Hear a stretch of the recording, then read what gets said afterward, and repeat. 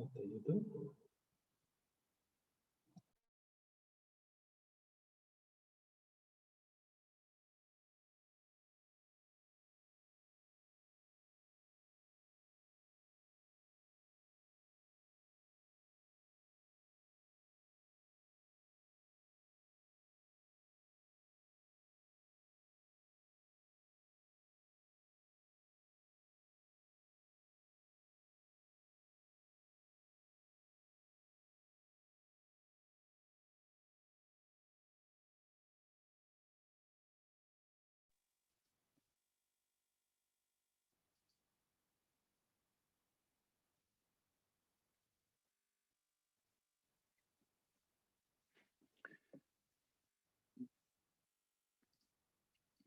Good morning, good afternoon, and good evening to all of you, and a warm welcome to this HLPF side event on forest, trees, and poverty alleviation in Africa, hosted by IUFRO, the International Union of Forest Research Organizations.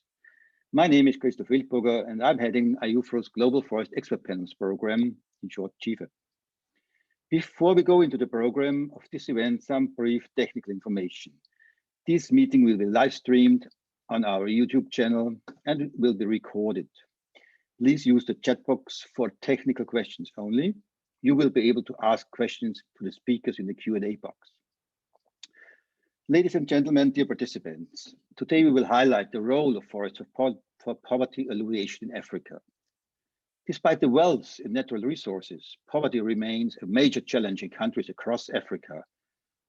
Often overlooked resources, forest and tree-based systems are vital in efforts to address poverty.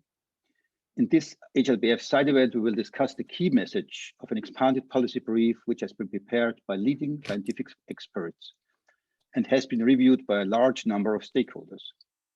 The publication will be launched today, and it reveals critical links between forest, trees, and the implementation of SDG 1, no poverty. Two authors and editors of the study will share the main outcomes and key messages in a keynote presentation. Their presentation will be followed by a first panel discussion.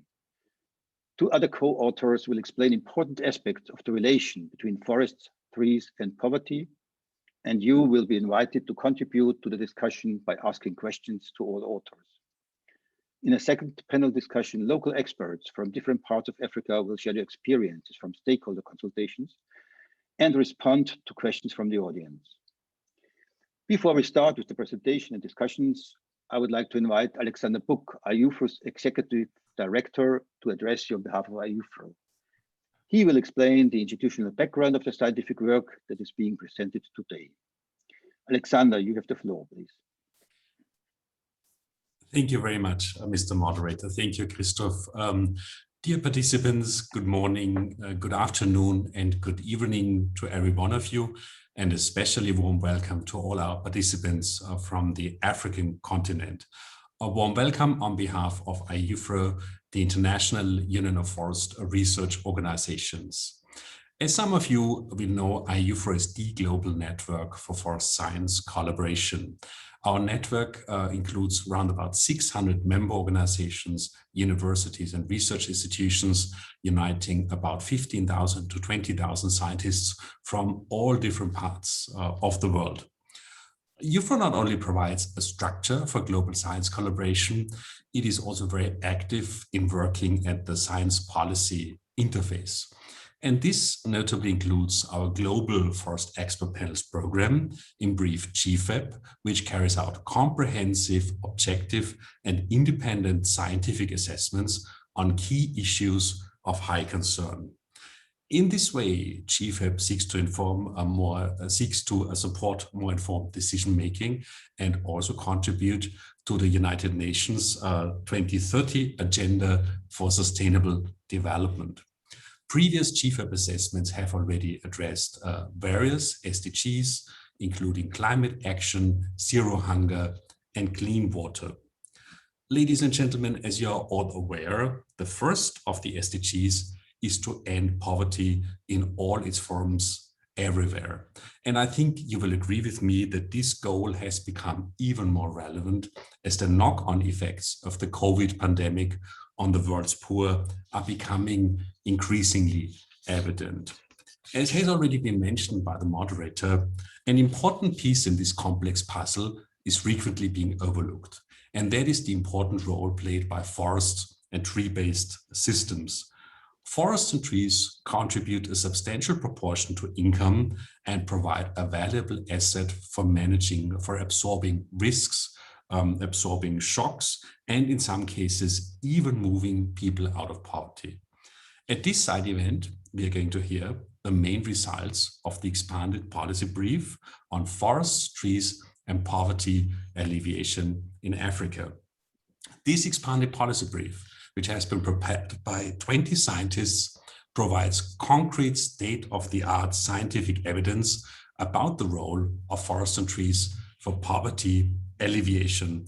More than that, and importantly, it provides several concrete pathways that exist for decision makers to help move poor households out of poverty and reduce their vulnerabilities to global shocks, such as climate change and infectious diseases. What makes this policy brief particularly valuable, in my view, is the fact that the scientists have benefited from input provided by more than 200 stakeholders from across the continent of Africa. Therefore, it is my sincere hope that this policy brief will be a valuable resource helping policymakers and stakeholders in their efforts to develop and implement effective poverty alleviation strategies in Africa. With that, colleagues, I wish you a very successful and interesting event. Thank you very much. Thank you very much, Alexander, for setting the scene and explaining the background.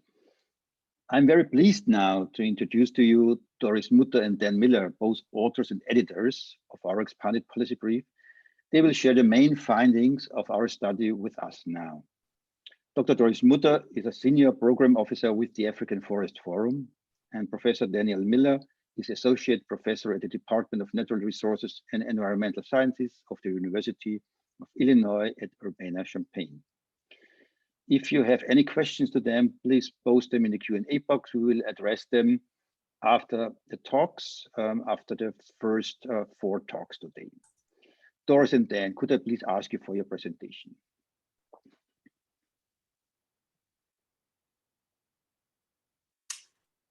Thank you so much, Christoph and Alexander, and thank you to everyone for attending this session. I would also like to thank all of the contributors to this report, including Dr. Mutter. We will share the responsibilities for presenting to you a high-level overview of the results and findings and implications for policy of the report. The starting point for the report is the fact that forests and a wide variety of tree-based systems across Africa provide a tremendous source of wealth. From the heart of Africa, the second largest rainforest in the world in the Congo Basin, to the south of the continent, the dry forests such as in Hwange National Park in Zimbabwe, to the far north of the continent, mangrove forests with unique and important resources and biodiversity in Egypt, to the agroforestry parklands that provide livelihoods and ecosystem services for so many in West Africa, and to the island states in Africa, including Madagascar, from which this phony baobab tremendous tree species is found. And to the east, in Ethiopia, Kenya, and elsewhere, the high Afro-montane forests. This is the starting point and a tremendous source of natural wealth across Africa.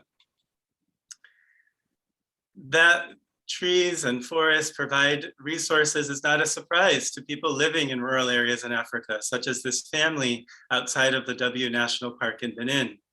In total, about 1/5 of Africa's population lives within 5 kilometers of a forest. This is about 250 million people, a very large number. And many of these people are poor and rely directly on goods and services from forests and trees. Here on the right, you have a map showing where such forest proximate people are concentrated by country. And you can see the diversity across the continent. Poverty has the share of Africans south of the Sahara in extreme poverty. So those classified by the World Bank as living on less than $1.90 a day has decreased from 1990 till the latest figures in 2018 by about 15%. However, there's still the majority of the world's extreme poor living in different parts of Africa. This is more than 435 million people. And we emphasize in the report that poverty is not only economic, that it also includes many other dimensions of human well-being, including health, obviously very much highlighted by the global pandemic, social relations, and other aspects. We looked and took a holistic picture of poverty in this report. We're here at the high-level panel on the SDGs, and of course, this will be familiar to all of us, as was mentioned, but the top UN Sustainable Development Goal is to end poverty in all its forms everywhere. A jumping off place for our work is that within that, the first target is eradication of extreme poverty, so a focus really on the extreme poor. But there are 5 separate targets under the first of these large UN Sustainable Development Goals, and some of them relate directly to natural resources and forests. So the 4th one is about rights to land and natural resources, and the 5th is about increasing the resilience of the poor in the face of shocks and disasters, obviously now more important than ever, given the global challenges that we face.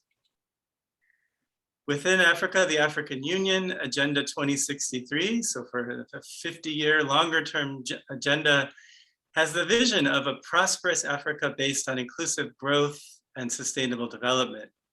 The first priority there is about ending extreme poverty as well. So we asked in our study and in the policy brief that we're launching today, what is the potential for forests and tree-based systems in poverty alleviation and sustainable development more broadly in Africa? And as mentioned, we had 20 experts from 16 different countries in Africa as well as outside. And we drew from a global report on the same topic and pulled out relevant information on specific to Africa, as well as conducted new searches for evidence. And then we also had a series of stakeholder consultations with 207 people in 9 different countries, led by a series of experts. And the pie chart gives you a breakdown of where these stakeholders, what their background is. And the Zoom photo on the left, which is now well familiar to all of us, is the workshop that we had with the leaders of these consultations, which was a tremendously rich experience and gave us some very fresh and current insights on what is happening in terms of forests, trees, and poverty in Africa now. I would like to now turn it over to my colleague, Dr. Muta, for a summary of the key messages. Thank you, Dan. It's really an honor to make this presentation at this side event of the high-level political forum on sustainable development. And as Dan has already elaborated, that this is a report based on scientific evidence. And given that we have 10 years before the SDG timeline, and governments are considering various pathways to development of green economy in their countries to address the SDGs. So here we want to present key messages that have been generated through analysis of the evidence, that scientific evidence that we have gathered through the recent past. The first is that forests and trees are critical to poverty alleviation in Africa. Forests contribute 21% of household income in many parts of Africa, particularly those who live around the forest. These forests provide goods and services that support the well-being of the rural communities. And when they get into the market chain, they assist these households to build assets to move out of poverty. And in the times, incidences of shocks like climate change, global economic shocks, or seasonal shortfalls, these forest goods provide sources of goods and services that help them to manage risks across the seasons and the years. And given this value of this natural forest capital, it therefore merits greater weight in decision-making to formally recognize this contribution to poverty alleviation and also greater resources to support this forest in order to sustain this value to the rural livelihoods. Second message is that forests and trees can contribute to the well-being of the poor as they face profound global changes. We are currently in a situation where we're having many challenges.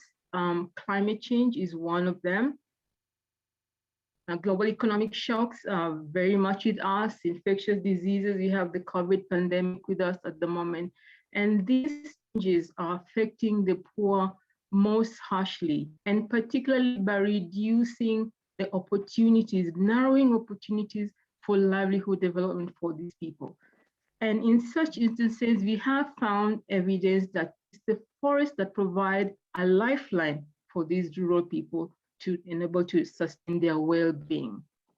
Secondly, we also wish to state that it's therefore then important to policy approaches that are integrating across sectors that mitigates the risk for the poor while addressing other development challenges.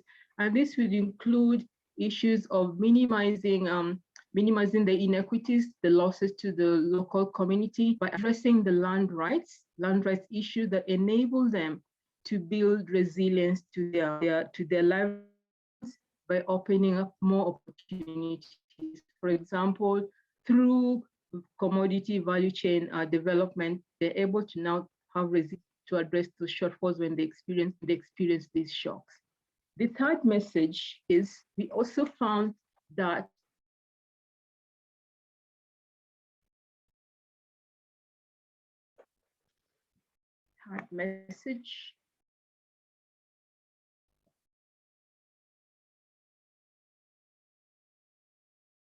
The third message is that the distribution of the benefits from these forests for human well-being is fairly inequitable. And there are various factors that are contributing to this inequity.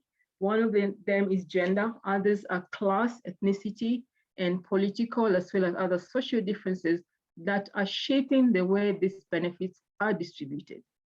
Oftentimes, you will find in exploitation of forest resources is the elite that are able to capture more of these benefits, and often at the cost of the local communities and the livelihood potential. And therefore, it becomes very important that policies are put in place that address these inequities by ensuring that we have rights, property rights, and land rights that are available for the poor to enable them to access the capital and technology that they would not have, that for which the elite community are able to capture and take advantage, and therefore improve their opportunity and probability of benefiting from the benefits that come from these forests and trees-based land systems.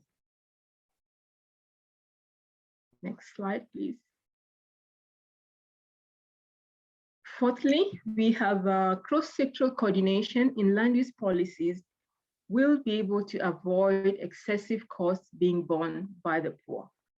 Current natural resource-based policies have been in place that support activities like ecotourism, they support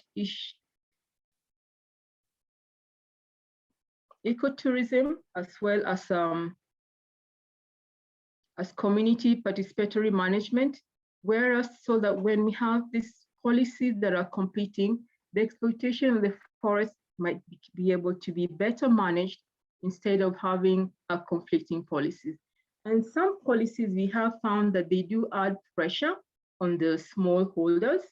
For example, when you have policies when you plant your trees on your farm, but when you need to harvest, you have to get permission or get a permit to be able to take advantage of the trees that you have planted. And this sometimes becomes a disincentive to tree planting. And it's important that policies are becoming sensitive to these issues that could be an incentive to tree planting.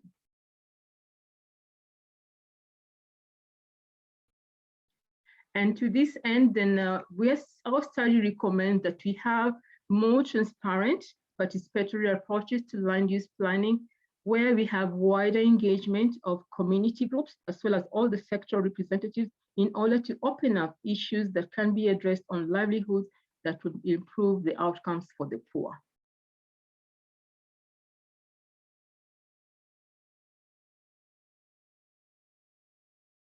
Next slide, please. The final message is that we have also found evidence that policy measures do exist that enable forests and trees to effectively address poverty goals. However, there's no one size fits all. And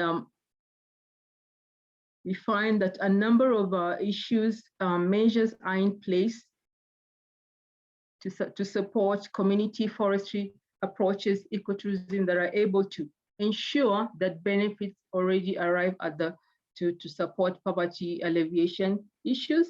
And a number of measures are in place also that we have been able to find evidence that can minimize the cost to the poor and maximize the benefits to the same.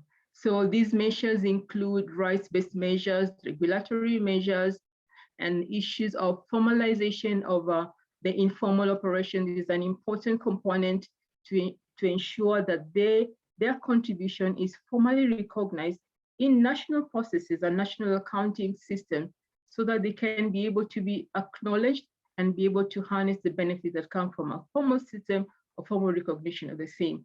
We have found that a number of organizations that have been supported, such as producer organizations, have been very valuable in generating livelihood outcomes that are positive to the members of those organizations. Market access is an important factor in development, and it's important that government also ensure that these communities have access to market for their products, so they can be able to gain benefits from what they are working on the product. And payment for ecosystem services have also been found to be extremely valuable. And this is a mix of measures that each government needs to decide very carefully which ones would work best for them. But most formally and most important is that the role of forests in poverty alleviation must be acknowledged at the government level, at the national level, for these measures to be able to be effective in contributing to poverty alleviation and to addressing the SDG goal number 1. Thank you. Thank you so much, Dr. Muta. And there's just a couple more slides, and I wanted to kind of zoom out and summarize. We're at a high-level political forum. Many of you in the audience will, we hope, be interested in these findings and seek to act on them. And so what are some of the key implications if we zoom out and summarize the report? First, recognizing just basic recognition of the importance of forests and trees to poverty alleviation. And the evidence that we've found suggests that forests and trees are indeed have a lot of potential in this regard. And therefore, it's necessary to prioritize policies to conserve as well as to sustainably manage these assets, the forest and tree-based systems. It's also important to support more secure property rights so that those who have the rights to land and the resources on them, forests, trees, are able to take advantage and use them to support their well-being. And this is especially true for forest-reliant people, women, and different kinds of vulnerable groups who should be prioritized in policymaking. Policies and programs should be tailored to the different contexts. That really emerged. And I started the presentation by talking about the tremendous diversity of forest ecosystems and tree-based systems, including agroforestry and others throughout the continent. And so this requires really tailoring policies and programs to those resource contexts and the political contexts, social contexts in which they are embedded. And doing so is very important to mitigate inequalities that were also a persistent theme through the research that we did to inform the policy brief. And then finally, as was mentioned, strengthening policy alignment in the land use and forest sectors is really important. We recognize that it can be very challenging to do, and it can entail trade-offs as well as synergies. But it's critical to try to move toward better policy alignment across these sectors to advance poverty alleviation and sustainability goals. So in conclusion, we find that forest and tree-based systems are vital to poverty alleviation that is just and that is sustainable over the long term. Perhaps there are ways to exploit natural resources such that poverty is alleviated in the short term, but then for the longer term, such as for this child, that he would not be able to benefit in the same way as his father from those resources. And yet, despite their potential, we find that forests and trees are often overlooked in policy, and we recognize some of the limitations that often ministries of agriculture might have separate, might be separate from ministries that are of environment. And so sometimes forests and trees fall through the cracks. And so based on the evidence that we've compiled and the stakeholder process, we find that now is really the time to move beyond business as usual. The challenges that are many Africans and that indeed the world community are facing in terms of climate change, increasing the pandemic, as well as widening inequalities, really call for moving beyond business as usual, such that the foundational assets of forests and trees can take a more central role in advancing the goals that are set out by policymakers across the continent in Africa for poverty and sustainability.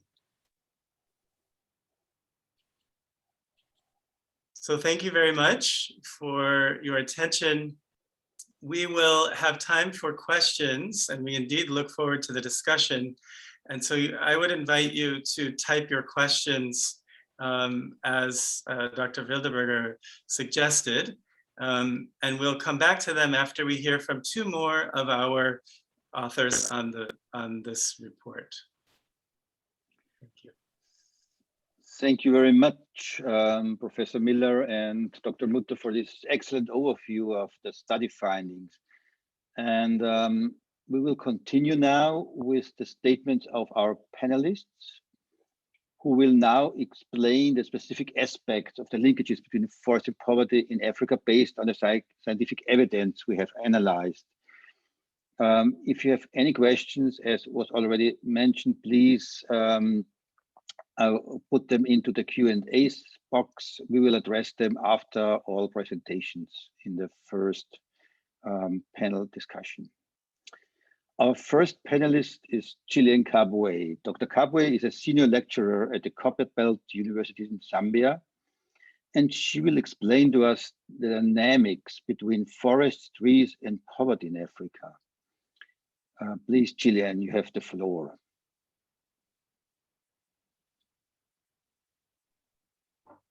Good evening. Thank you very much for this invitation to speak at this high-level meeting. I'll just start sharing my screen quickly for my short presentation.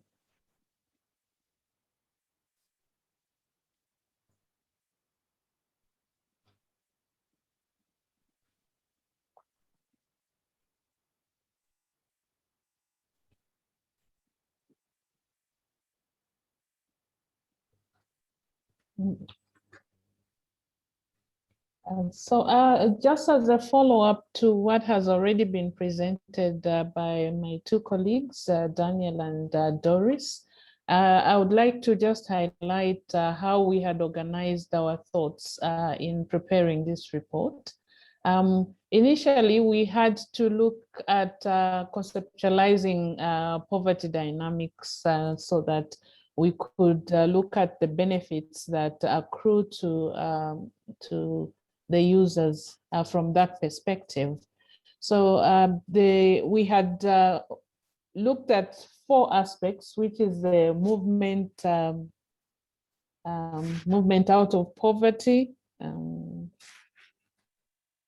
as one of the first poverty dynamics aspects, which focuses on poverty alleviation, or the durable improvements in well-being. That is looking at how forests can actually help to move people out of poverty. Those that are poor, does it move them into extreme statuses or the other way around? And the second aspect is the supporting of the current consumption. As we are aware, there are certain households that actually use forest and tree products to support them to maintain their status quo, so that if they didn't have access to these forest resources, then perhaps they would not remain in the status group that they are currently. But we also see that forests and trees help to mitigate risks. There are many people that depend on forests for them to be able to avoid these risks that have come about, especially as a result of this climate variability that we have been experiencing lately, which also affect the kind of resources that can be obtained from the forests and for people to benefit on in the daily usage. But needless to mention also the fact that forests can also have these negative effects on well-being. There's evidence that we have provided within our text to show how some of these people that depend on forests can actually be affected negatively. So these are the 4 areas that we would like to focus our poverty dynamics discussions around. And what you see in the graphical presentation here is simply to elaborate on these 4 aspects. If, for example, if people are remaining in the same group where they will just be maintaining the same status quo, it means that they will just be moving along the same axis throughout. Whereas if people are moving from level I to level A2, then we'll know that there's a shift for some of them into a better group if they had access to good forest resources and tree resources. What is it that we would like to emphasize that may hinder maximization of the usage of these forest resources, even for policymakers to not be able to utilize information that in their decision making for them to effectively appreciate the forest resources per se. What we have highlighted, I think, more importantly, is that the national statistics offices, which will be collecting information, for example, if you look at the agricultural sector, every year they have this forest crop forecasts, which give them adequate information for them to use as a basis for making decisions. But when you look for information that can assist decision makers to emphasize the role of forests in lifting people out of poverty, you find that there are very few studies that they can use to make decisions in that regard. So that information really needs, maybe what we could be championing, and especially the decision makers, is that we also engage national statistics offices to be able to collect this particular information for us to use in decision making. We also note in this report that there are barriers to entry in timber production. As we are aware, most of our indigenous forests actually it's the timber that has more value, but you find that access to the timber in those natural forests is limited to people that have got concessions. So it's important that we try and find ways and means of ensuring that timber production is also accessible to these groups of people that we consider to be experiencing poverty. We are also aware that, as Doris already explained, that these non-timber forest products actually have a potential for them to increase people's well-being. But then there are also limitations in terms of markets, which need to be addressed. The last aspect that we emphasize also is in the existing forest policy levers, which Doris mentioned, which are available for people for us to use to be able to alleviate poverty. But most of our governments do not even invest much in forest resources. If you look across most of the data that we have, even here in Zambia, if I give my country as an example, we find that the forest sector is one of the least that is funded. We also acknowledge that there is a lot of support from the international community in this aspect. But then the proportion of these resources that come to most of the African countries cannot even be compared to other regions. For example, we find that that international funds are not even able to fill up the gaps that our national budgets may not necessarily cover.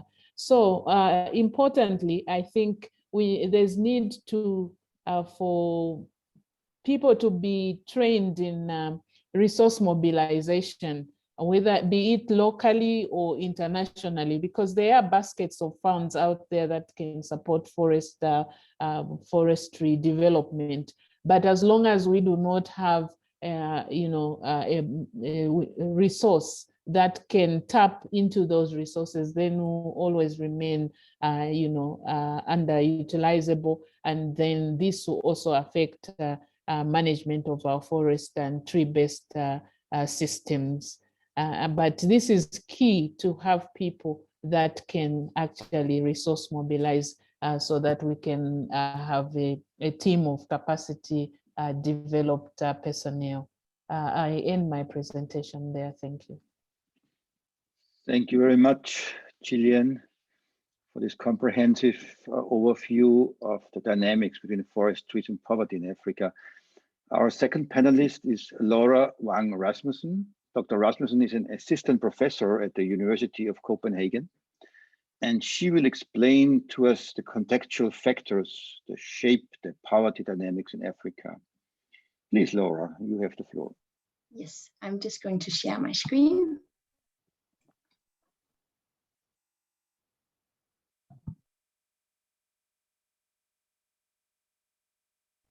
Okay, so what became clear to us by preparing this policy brief and also the global assessment report was that when you look at the forest poverty dynamics or linkages, then you must really also attend to a number of contextual factors that shape these forest and poverty dynamics. And I'm going to now give you a few examples of these contextual factors. And we categorize these into 4 different categories. The first category is the social context. And one example here of a key social factor, that's the large youth population in many African countries. So more than 60% of the population in Africa is actually under the age of 25. And this very large and rapidly growing population of young people, that presents both opportunities, but it also presents challenges. So on one hand, then the large youth population actually fosters creativity and innovation, which could mean more just and equitable and sustainable societies across Africa.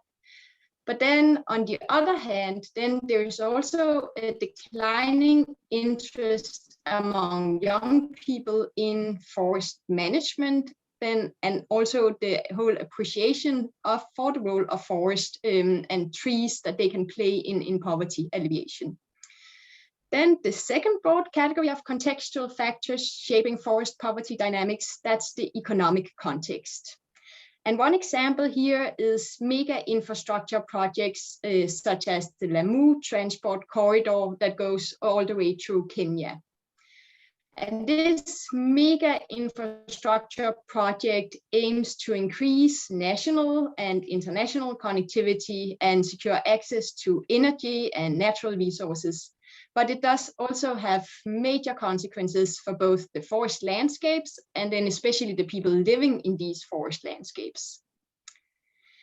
Then the third broad category is the political and the policy context. And one example here is that how forests actually contribute to poverty reduction or poverty alleviation, that can be strongly influenced by whether the forest area is organized as community forestry.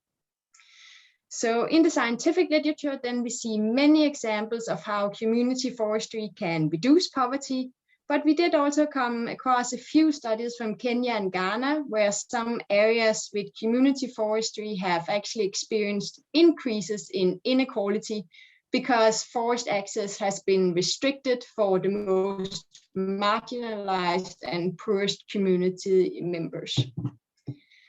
Then the fourth and final broad category is the environmental context. And I should mention that this category actually differs substantially from the other three categories: the social context, the economic context, and the political context. And that is basically because one, then many environmental factors are time invariant.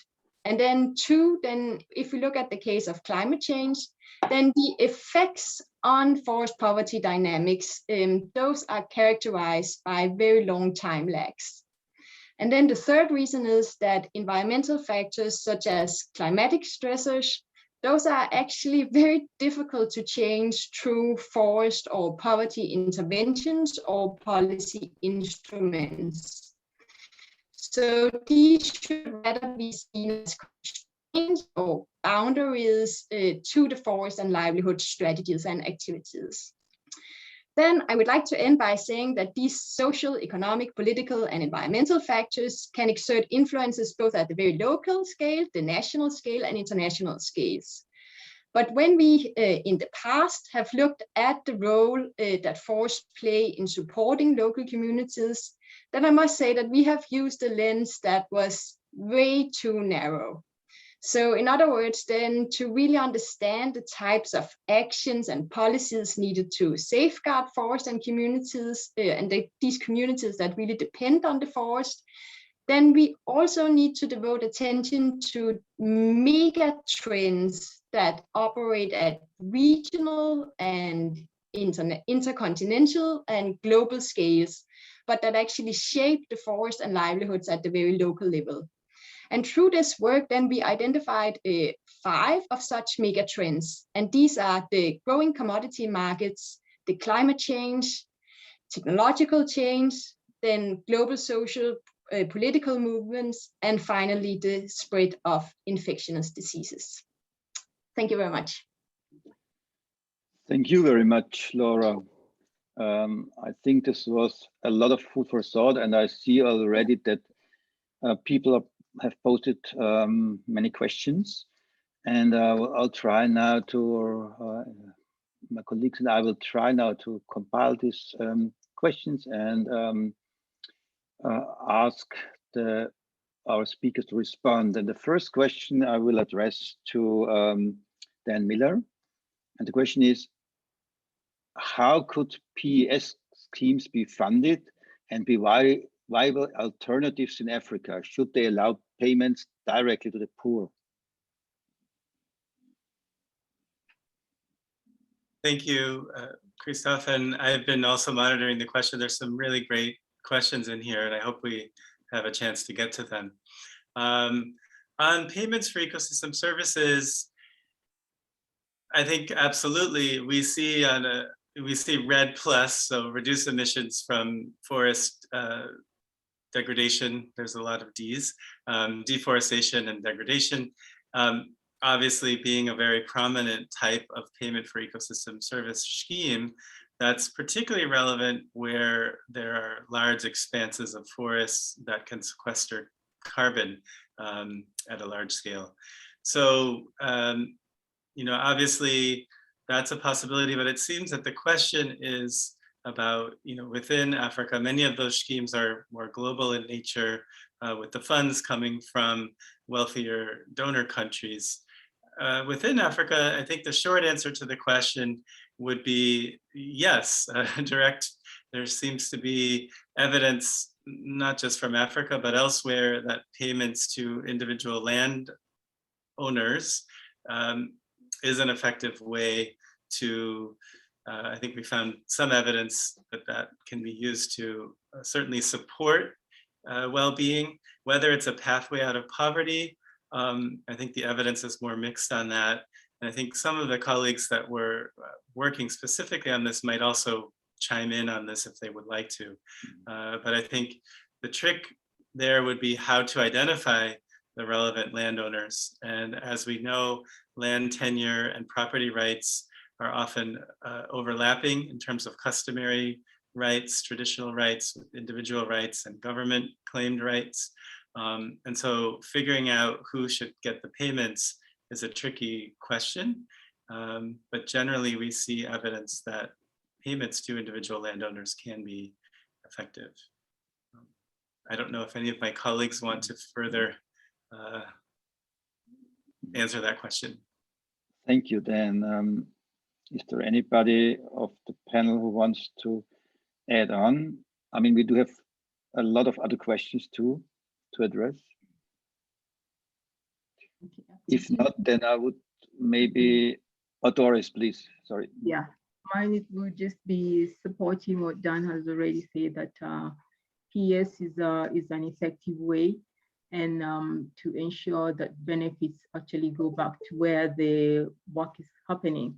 However, as has been said, it has not been happening to the local community because of the complexities of accessing the individuals and also in identifying the same. And this is one of the challenges that governments need to address to ensure that when they do get into these agreements or these arrangements, that they integrate the local community in the discussions on sharing of those benefits, because that is the big challenge, that the sharing of benefits is not equitable. And you find that the local people are the ones who are bearing most of the costs, while the benefits are going elsewhere. They may be going to those who are able to capture, and maybe to, as well as to the government. So it's an issue of inequity of how to address the benefit sharing. Thank you. Thank you very much, Doris. But may I continue with another question, and may I ask you to stay on? There is a question: what are the key barriers that decision makers should or could address to fully unleash the potential of forests to alleviate poverty? What is your opinion on that? What are the key barriers? Thank you. Thank you for that very important question. That the forest potential is very much established. Science have proved that forests have great potential in supporting national economies, contribute to the same, and also to the livelihoods, as we have demonstrated. And one of the biggest challenges that, or the barrier to why it's not happening is because the national statistics, the national accounting systems are not yet acknowledging or capturing this value. The value of the contribution to the economy is very much limited to the formal processes. What the government authorities do capture and report is what is included. However, a number of forest activities are in the informal sector, like many of the NTAP's value chains are in the informal sector. So they're not captured.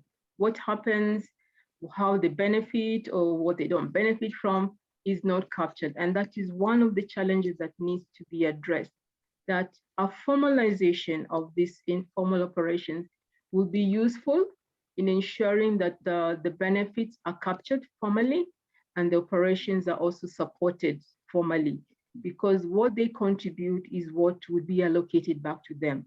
So it's important to address.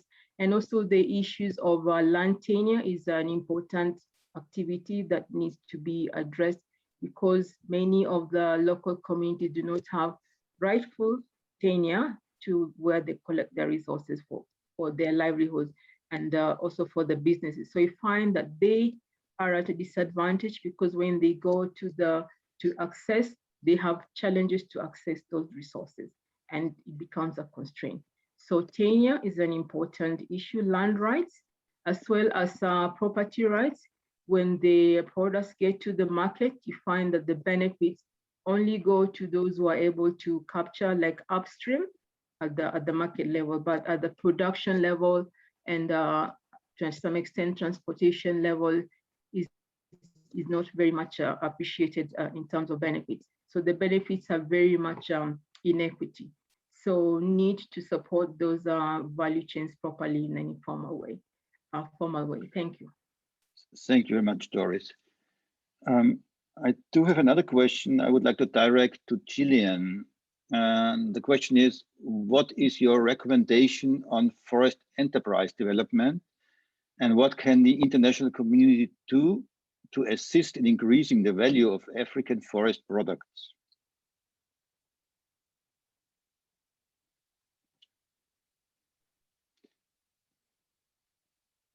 Thank you very much, Christoph, and also for the question that has been posed. The enterprises, forest-based enterprises, Doris has tried to elaborate on these forest enterprises and how they have not been fully developed. I know that there has been a push from many angles. For example, I do recall that FAO had tried at some point to try and document these forest-based enterprises who's benefiting. Some of them are actually leading to this unsustainable exploitation of the resource itself, leads to deforestation or forest degradation.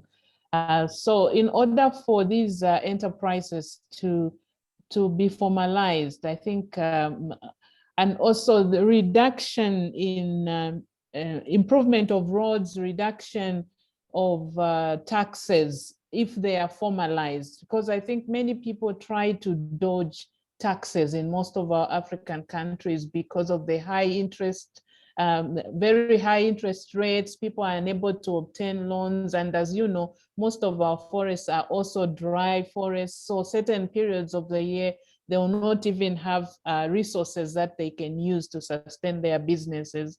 So I think looking at these forest-based enterprises, there's a lot that needs to be done, but more importantly, it's to identify which ones can go along with community forestry.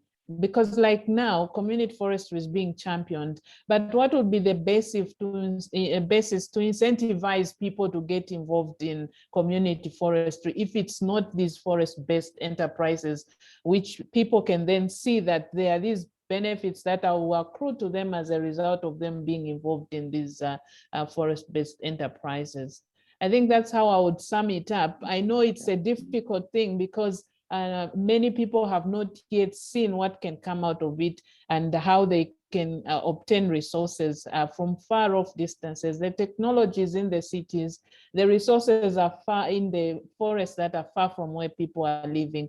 And how do we bridge these things? The market is also elsewhere internationally. How can we link communities to those international markets where they can obtain something that will enable them to see the profitability of the industries?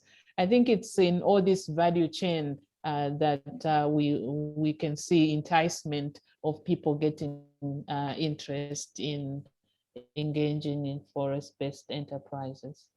That's how I'd summarize it. Yes, thank you, Rich, Gillian. I can take two more questions now. I have to choose.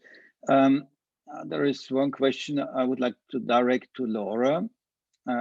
Is there an example, or could you please share an example that includes a holistic approach of forest poverty alleviation that takes into account all four contexts, all four categories of context that you have been explaining? Yeah, so what I should say here is that what became also obvious for us during our review of the scientific literature was that these factors are actually often analyzed individually. But the point that we would like to make is that these factors are not independent from each other at all. In fact, then they often co-occur both in time and space, and they interact in a multitude of different ways. So I don't recall us coming across any example in the literature where all these factors were actually accounted for at the same time, but this is what we point to also as a substantial gap in the literature, that there's not so much knowledge actually on the effect of all these factors at the same time. Thank you very much, Laura, for this straight answer. I want to pose just one more question because it's a very fundamental, and I'll invite all the panelists, whoever wants to take this question, but please, I would ask you for a brief answer. Could you tell us more about multidimensional well-being and the variables taken into consideration, the limitations of the analysis and the statistical approach used for the estimations? I think it's a very fundamental question for our discussion today. So maybe Dan wants to start with that. Sure, I could start. Yeah, we find that there's a lot more evidence on the economic contributions, the economic dimensions of poverty. And so we wound up, using kind of in more comparative cross-country analysis. We used, how much per day income measures or consumption measures. But there is also a lot of literature looking at other dimensions, including the spiritual or religious value that forests can have. In the pandemic, a lot of people, particularly in cities, have discovered how being able to be out and be among trees can be refreshing. Can also, shade is obviously critical. Those things are not necessarily going to lift people out of poverty, but they very much support human well-being, which is an important part of that broader process. I would say, and there's many, many more dimensions to mention, but I would say one really critical aspect of this is, the evidence is, I would say, at a still relatively early stage in terms of being systematic and in terms of being collected over time. So to get at dynamics, so Gillian's presentation, I think, was very important, and something that emerged from our work was just how relatively little we know kind of over the long term or over time about how people's reliance on and use of forest resources changes and how that changes their well-being. And given the policy audience here, I would say that, really working closely with national statistical offices who are often outside of, forest or environment or agricultural departments can be really important to more centrally integrate questions and information collection about the role of forests and also trees outside forests, agroforestry systems, et cetera, which are overlooked. So that's a kind of broad answer to that very important question. Thank you very much, Dan.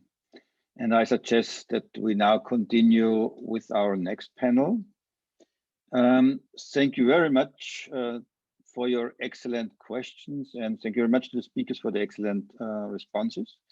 We will continue with question and answers after our next panel.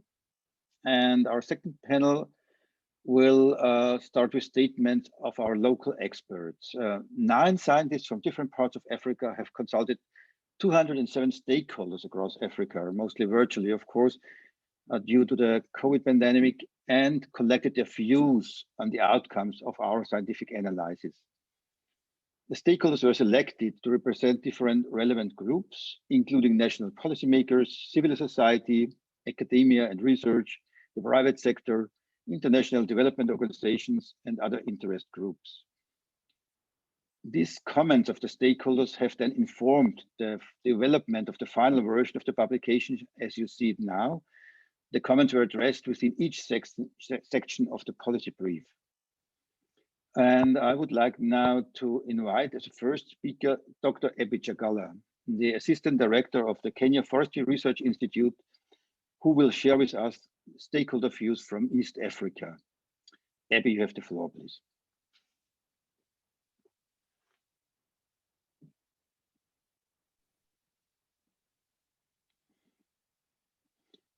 I hope Abby is there.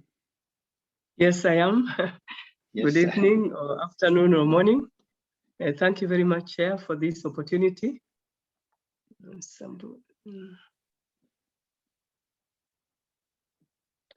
Okay, thank you very much for this opportunity. My name, what's wrong? Okay, it's a problem. Sorry, there's a problem here. Just give me a minute. No problem.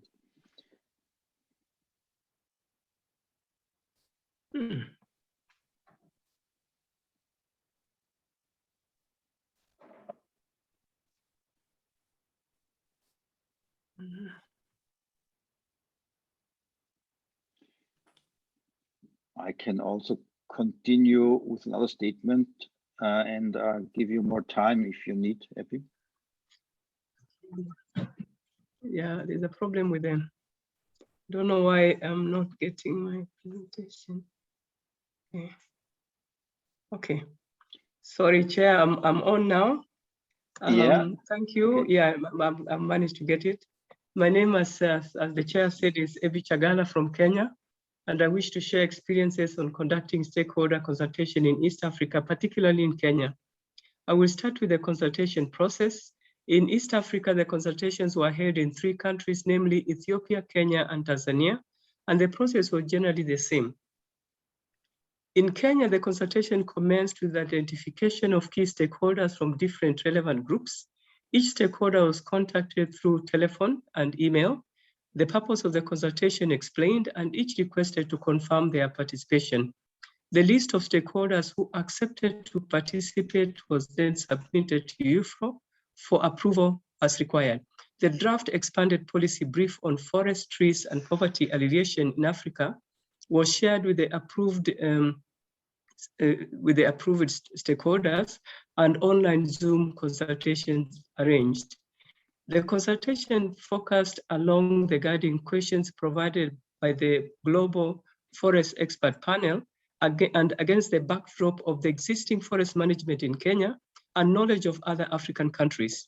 A total of 28 stakeholders participated in the consultation in Kenya, 22 in Ethiopia, and 20 in Tanzania.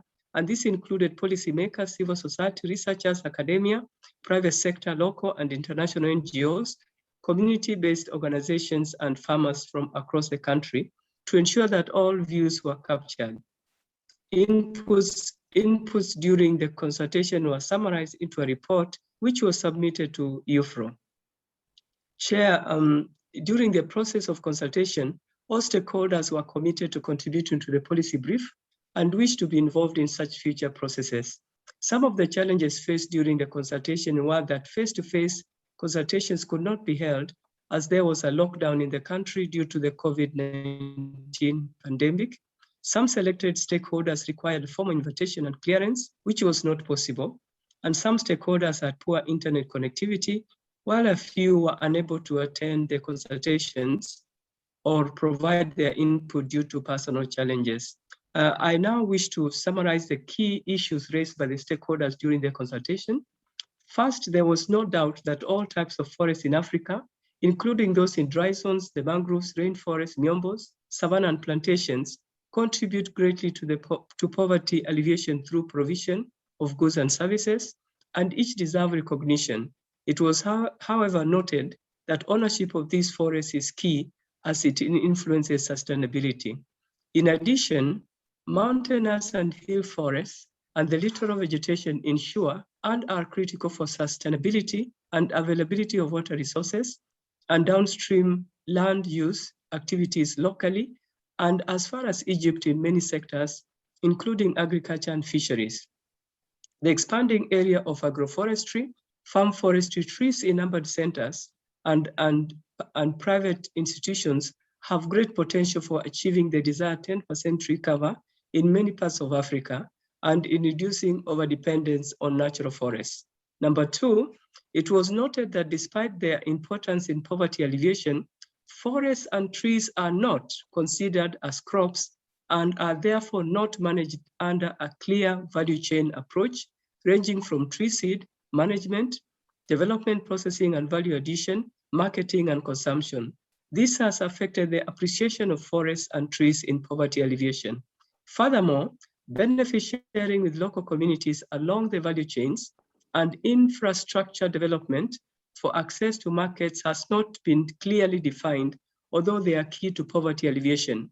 In addition, a strong call was made for formation of associations and cooperatives, which are essential to support farmers in production and pricing of tree and forest products with enhanced benefit flow to communities, hence lifting them from poverty. Number three, of great concern was the weakening systems of research, training, outreach, knowledge management, and the declining enrollment in forestry, as well as law funding.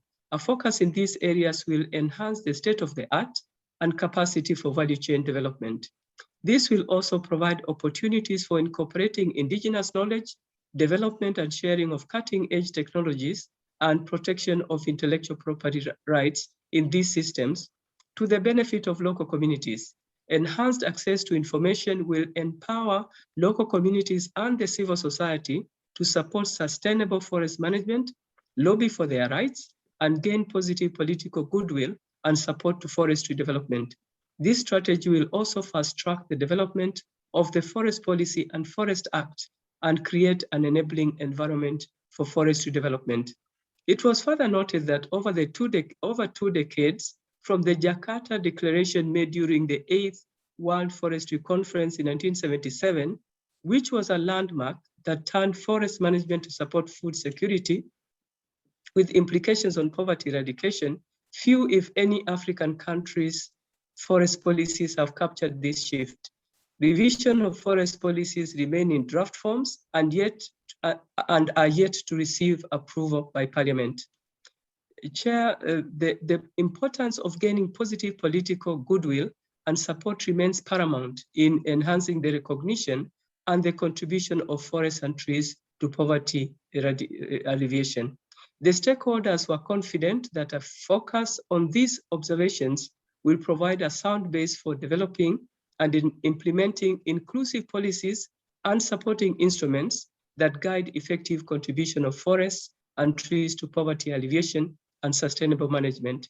Chair, as I finish, we found the consultations beneficial in development of the policy brief, as a wide range of stakeholders across the country participated in the consultation. The process which was used during the consultation of identifying experts in selected countries to coordinate the consultation and involvement of key stakeholders may be considered in future in developing similar policy tools. While conducting such consultations, foresters emeritus should be included as they have a wealth of knowledge and experience which should be tapped. Thank you once again for this opportunity, Chair. Thank you very much, Epi, for this overview on your experiences with stakeholder consultations in East Africa. And I immediately would like to ask Dr. Etotepe Sokpohoso. She's an assistant professor at University of Abomey-Calavi in Benin, to share with us stakeholder views from West Africa. Please, Etotepe, you have the floor.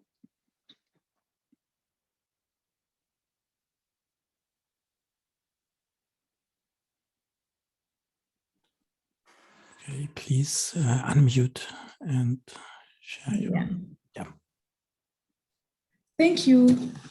I'm Etotepe Sokpohoso.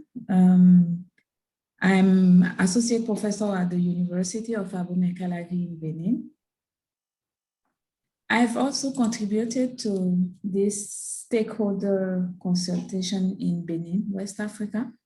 I've worked with 22 people from universities, both from social and environmental sciences, the Ministry of Environment, the Ministry of Agriculture, international conservation funding organizations, actors of conservation by private and communities, and resource persons with extensive experience in forest management and conservation with communities.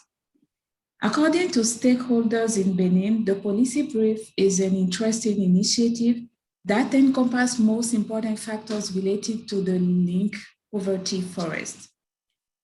In Benin, like in many other countries in Africa, hundreds of thousands of people depend on forests for their livelihood. And the majority of those living close to forests are poor. Several factors can explain how dependence or proximity to forests affect people's propensity to be poor. Among the major socioeconomic factors are conflicts between stakeholders that can increase poverty, unequal land and resource access rights, conflicting governance, land grabbing by multinational and foreigners, lack of communities' access to national and international markets, insufficiency of infrastructure, and modern religions which demonize some natural resources conservation. Most of the time, communities living around forests have extremely limited employment possibilities and are then obliged to depend on forest products and destroy forests. Political factors include the lack of vision by our politics and their ignorance related to forest and conservation issues. Regarding environmental factors, the most important are climate change with the vulnerability associated, the disappearance of bees, a subject that needs more attention nowadays, increasing pollution, particularly agriculture-related pollution with its impact on health. All these aspects should be tackled by integrated and effective policy, as it has been said. More alternatives should be offered to communities as it will decrease the pressure on forest resources, improve communities' livelihood, and affect positively all our nations. A forest lives by its roots, and local communities being these roots, they need to keep somehow access to land and resources. They must be heard effectively, efficiently, and sustainably involved in all policies. Therefore, we think it's very important to disseminate widely this policy brief, especially towards all national institutions involved in conservation and poverty reduction, so that it could effectively be taken into account and integrated to national development policies. I can't finish without acknowledging all those who took their time to reply to questions and exchange with us about this policy brief. Thank you. Thank you very much, Etotepe, for this overview on stakeholder views from West Africa and especially Benin. And with that, I would like to ask Dr. Felix Kanungwe Kalaba, Associate Professor at the Copperbelt University in Zambia, to share with us stakeholder views from South Africa. Felix, you have the floor. Thank you so much. These are the views from Southern Africa. The draft expanded policy brief was shared with a number of stakeholders and a number of questions where we wanted to find out if at all, in their view, the policy brief adequately addressed the role of forest in poverty alleviation, as well as looking at the social, economic, environmental, as well as the political context. So a number of stakeholders were approached, and these included government departments at various levels, local and international NGOs, community-based organizations, academia, as well as traditional authorities, including also, as well as development agencies. Now, what is some of the feedback that came from those that were consulted? The starting point is that they appreciated the policy brief and indeed said that this is actually very timely, as it is actually addressing a continental challenge, which is poverty, as well as a continental resource, which is common in a number of countries, which are forests. And this link was very, very important. Some of the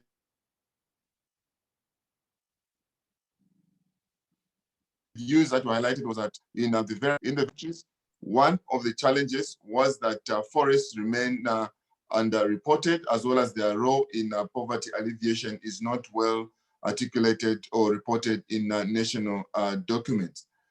There was also a view that value chains in forests are poorly understood. In cases like Zambia, the only product that seems to be recognized is actually beekeeping. There was also the issue of looking at the role of sustainable forest management in poverty alleviation, which has not been recognized. The other issue was also that as people try to use forest products as a way of sustaining their livelihoods, this is also leading to exploitation of these resources, which at the end of the day is actually continuing the poverty trap. The other views that were also observed was that cultural issues, such as cultural ecosystem services that people get from forests, are not well documented around, they're not well documented both in literature, and it was very impressive to find this articulated in the policy brief. So through this process, once after getting all these views, like it was mentioned earlier, a workshop was held where these views that were highlighted were actually discussed and then incorporated in the document. What are some of the things that you found very, very helpful in this process? One of them is that the various interests of different groups were brought to the fore. It is very interesting to find that different stakeholders have their varying interests, and it is important that documents or policy tools such as this one actually bring into consideration the various views of the various sectors as well as stakeholders, which came out very well in this process. The other thing that was also I found very helpful in this process was the bringing into light some of the issues that may actually be forgotten. I think within, as we went through the process of developing this policy brief, there were some issues that were raised by stakeholders, which later on were then incorporated into this document. So if we do not go through this process, it means that some of the important views may actually be left out in the document. And going through this robust consultative process such as this one is also very important in the sense that it brought about the ownership of the document. So all in all, the policy brief was well received. Not only was it well received, but stakeholders brought out the various issues that were then taken into consideration in improving the document. So the document that therefore we have right now is a document that is informed by the various views of stakeholders. Thank you so much. Thank you very much, Felix, for your comprehensive overview of your experiences in the stakeholder consultation. We do have now some time for further questions to all of our local experts, and in case there's still more time, we could also include other questions to the other panelists. I do see already questions to Abby. It's direct. I would like to direct it to Abby because it's about Kenya. Do you have any examples of good guidelines of fair benefit sharing in Kenya or elsewhere? And how have they contributed to alleviating poverty?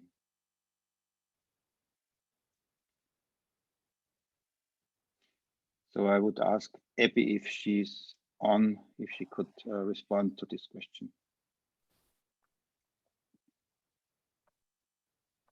Yeah, thank you, Chair. Thank you very much for that very important question.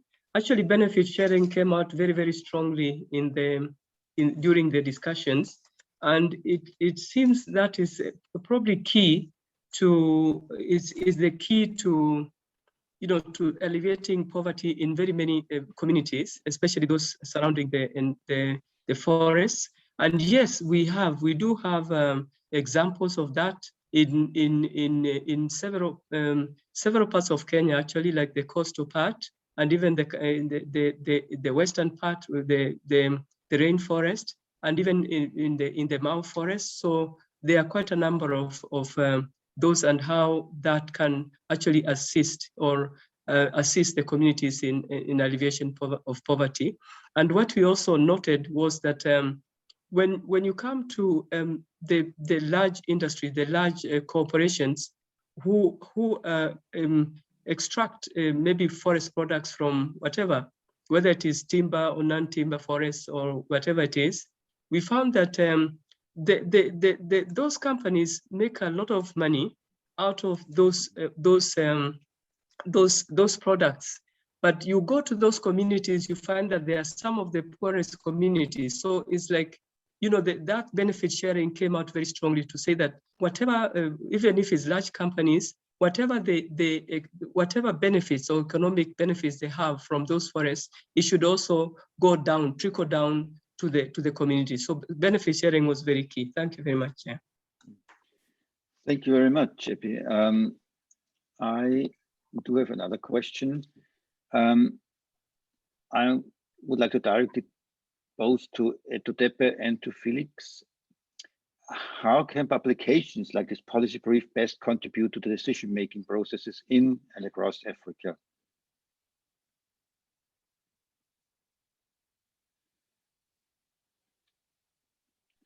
Who would like to take the floor first?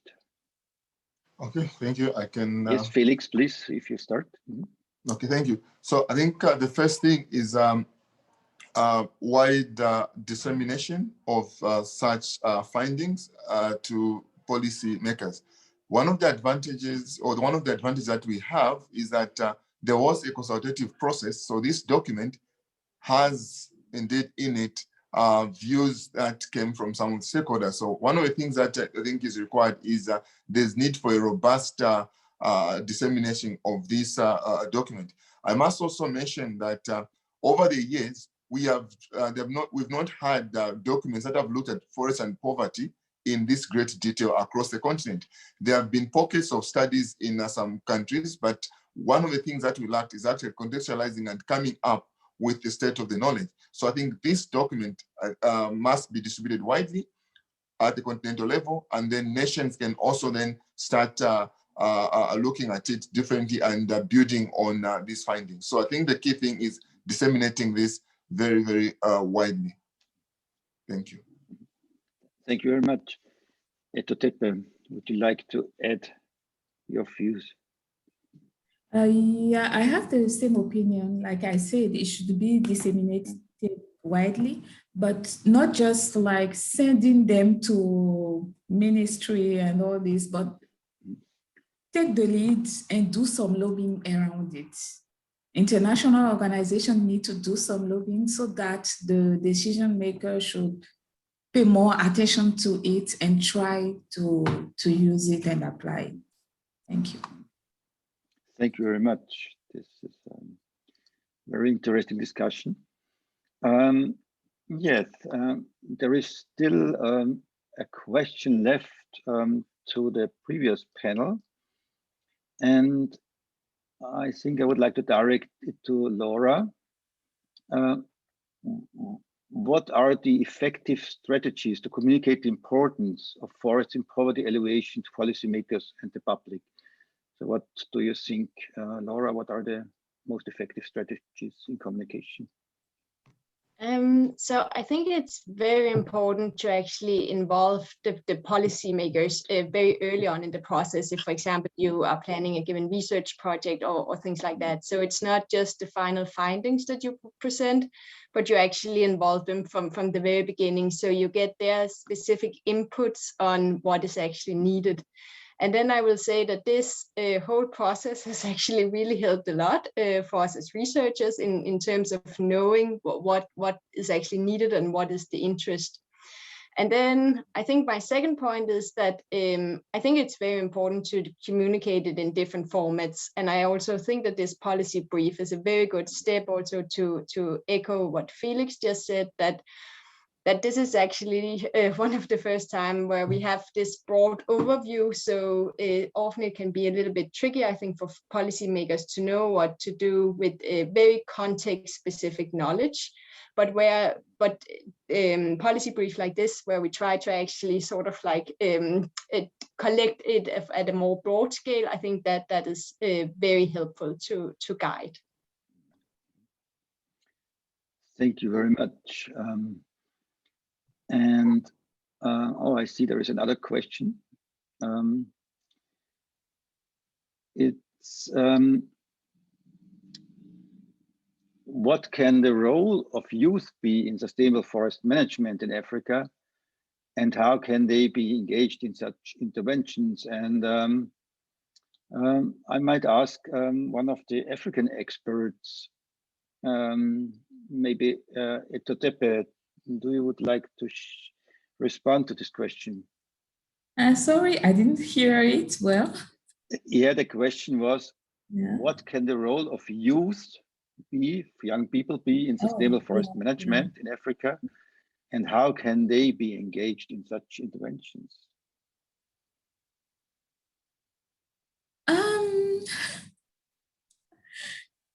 We know that youth are they are not even the future, they are the present. So yeah, they have, it's easy to work with young people because they are it's